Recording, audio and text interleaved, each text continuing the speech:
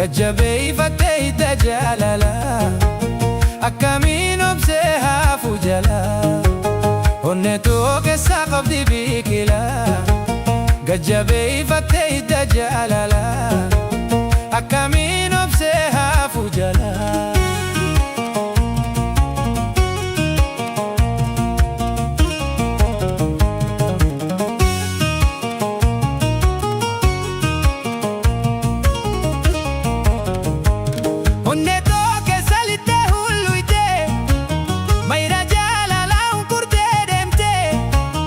Urjii jaalala iftuu hangatu bareenni biraa hirbaasiin taatu onnee too keessaa qabdi biqila gajjabeeyfattee hidda jaalala akkamiin obsee hafu jala.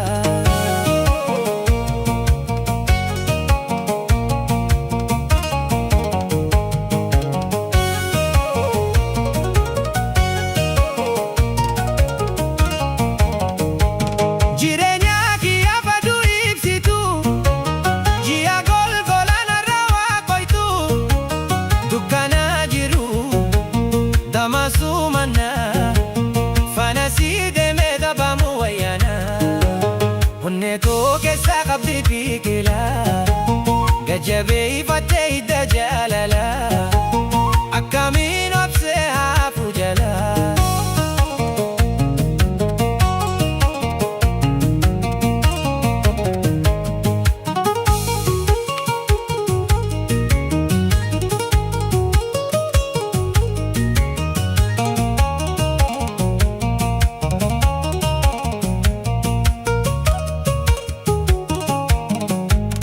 Onnee too keessan biqiltee saartee gajjabeeyfattee hidda hidhattee ija too dura dabeen taraadhu obseeytiin qabuu hin dandayatu.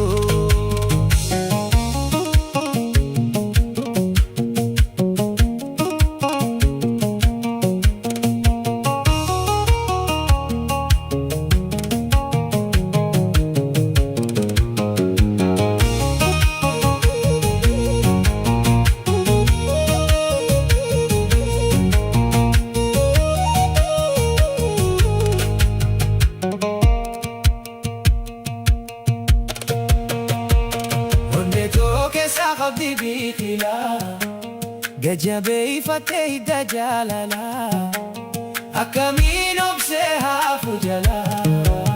Ijaanuu daawwisi hin kufne hin hambaarree amanaamune lubbuun dhaabaa fi innaa jaalala akkamiin obsee hafu jala.